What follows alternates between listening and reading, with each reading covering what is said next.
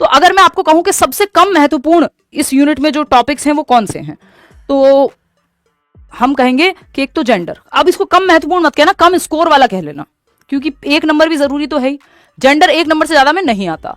Intelligence ज्यादातर एक number में आता है ना। इसके अलावा अगर आप देखेंगे इंडिविजुअल डिफरेंसेस, आप वहां भी पढ़ लेंगे चाइल्ड सेंटर्ड एंड प्रोग्रेसिव में, तो ये भी उतना महत्वपूर्ण नहीं रह जाता। सोशलाइजेशन ये भी एक नंबर में ही आता है। तो अगर आप 2-3 टॉपिक क्लब करेंगे कि ये लीस्ट इंपॉर्टेंट या स्कोर की संख्या कम है, तो हम कहेंगे जेंडर एक नंबर में आता है। जेंडर यानी लिंग। लीस्ट इंपॉर्टेंट की बात चल रही है सामाजिकरण, लेकिन इनको अगर आपने पढ़ा नहीं तो आपकी पेडागोजिकल समझ नहीं बनेगी, फिर आप बाकी जगहों पे मार खाएंगे। तो कहने को ये हो सकता है कि एक एक नंबर के टॉपिक हैं, बट महत्वपूर्ण टॉपिक हैं।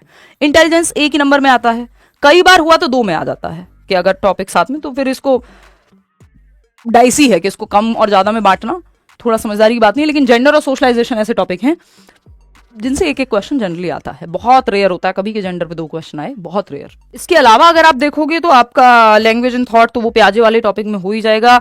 स्कूल बेस्ड असेसमेंट से आता ही आता है 1 से 2 क्वेश्चन। इंडिविजुअल डिफरेंसेस से कई बार देखने को नहीं मिलता। तो ये 15 नंबर है। अच्छा, सबसे ज्यादा जरूरी क्या है ये पूरी यूनिट में? तो एक तो डेवलपमेंट सबसे ज्यादा जरूरी है। मोस्ट इंपॉर्टेंट जो है आपका ये डेवलपमेंट, जो शुरू के 3 टॉपिक हैं, 4 नंबर कम से कम, है ना।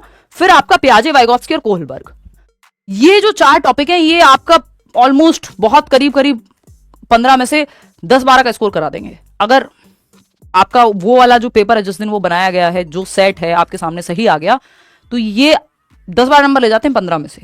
और अगर जैसे कहते हैं ये लोग या जैसे आता रहा है उस हिसाब से आया, तब भी ये कभी भी 10 से कम नंबर में नहीं आते, दोनों टॉपिक मिला करके। यानी डेवलपमेंट और प्याजे, वाइगोत्स्की एंड कोहलबर्ग, ये कहने को 2 टॉपिक हैं तो 3 थियरी अपने आप में ही।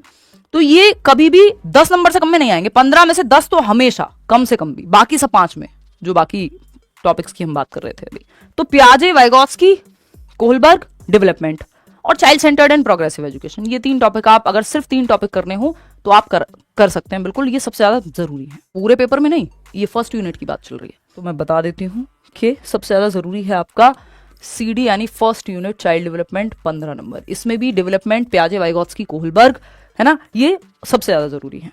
ठीक है, 8 नंबर तक, मतलब इसमें से हाफ तो वही ले जाते हैं। इसके अलावा अगर आप देखेंगे तो जैसे जेंडर और सोशलाइजेशन कम इंपॉर्टेंट है, लेकिन आपको करना जरूर है, क्योंकि एक एक नंबर में जरूर आएगा। दूसरा, वो बाकी जैसे लास्ट का जो ये टॉपिक यूनिट है उसमें हेल्प कर देगा क्वेश्चन सॉल्व करने में। ठीक, इंक्लूसिव एजुकेशन, समावेशी शिक्षा, ये 5 नंबर का। और आपका लर्निंग एंड पेडागोजी, LNP लिख देते हैं इसको।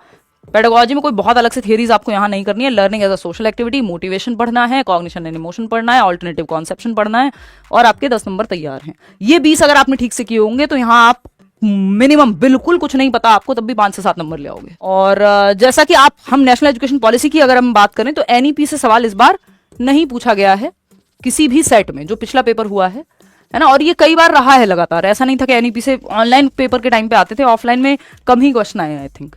मतलब जब से NEP के बाद की बात चल रही है कि जब से आई है NEP, तो NEP 2020, NCF 2005 भी पढ़ेंगे, और 2005 अगर वैसे नहीं है तो, लेकिन अगर जैसे 2005 है तो 2005 अगर नहीं भी आ रहा है तो क्या कर सकते हैं, क्या रिकॉर्डेड फॉर्म में डलवा देते हैं।